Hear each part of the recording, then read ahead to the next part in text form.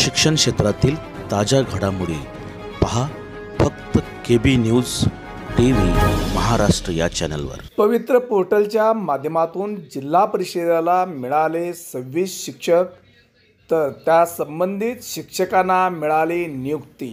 शासनाने प्राथमिक शिक्षकांची पवित्र पोर्टलमधून भरती केली आहे। त्यातील दुसऱ्या टप्प्यातून सोलापूर जिल्हा परिषदेला 24 शिक्षक मिळाले आहेत। त्यांच्या 4 जुलैला कागदपत्रांची तपासणी व 5 ऑगस्ट रोजी समुपदेशन झाले होते। पवित्र पोर्टलच्या पहिल्या टप्प्यातून सोलापूर जिल्हा परिषदेला 26 शिक्षक मिळाले आहेत। त्या शिक्षकांच्या निवड व नियुक्ती होऊन जवळपास 2 महिने होत आहेत, परंतु रूपांतरित जागेत आलेल्या नवीन शिक्षकांना सुद्धा नियुक्ती मिळाली आहे। जिल्हा परिषदेच्या शाळेत जवळपास 550 शिक्षकांच्या जागा रिक्त आहेत। पवित्र पोर्टलच्या पहिल्या आणि दुसऱ्या टप्प्यातील मिळून एकूण 297 शिक्षक मिळाले आहेत।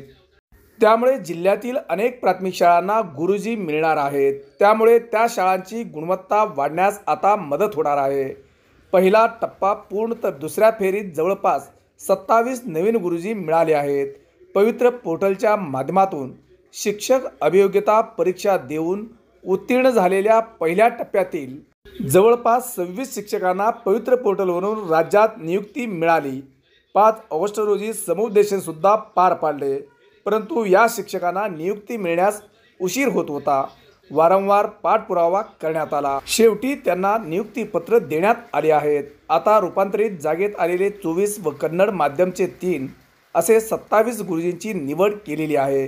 यात पदवीधर शिक्षक 19, उपशिक्षक 3, कन्नड माध्यम शिक्षक 3, गैरहजर 1 असे एकूण 27 शिक्षक आहेत। पवित्र पोर्टलच्या दुसऱ्या टप्प्यातून सोलापूर जिल्हा परिषदेला 24 शिक्षक मिळाले आहेत। यामध्ये 19 शिक्षक पदवीधर तर 5 उपशिक्षकांचा समावेश आहे।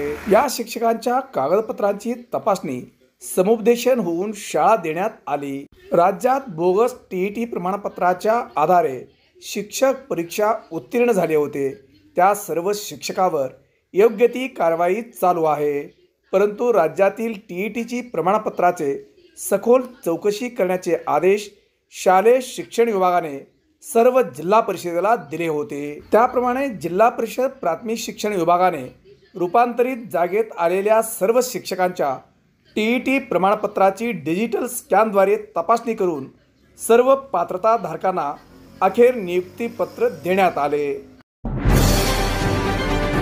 शिक्षण क्षेत्रातील ताज्या घडामोडी पहा फक्त KB न्यूज TV महाराष्ट्र या चॅनल।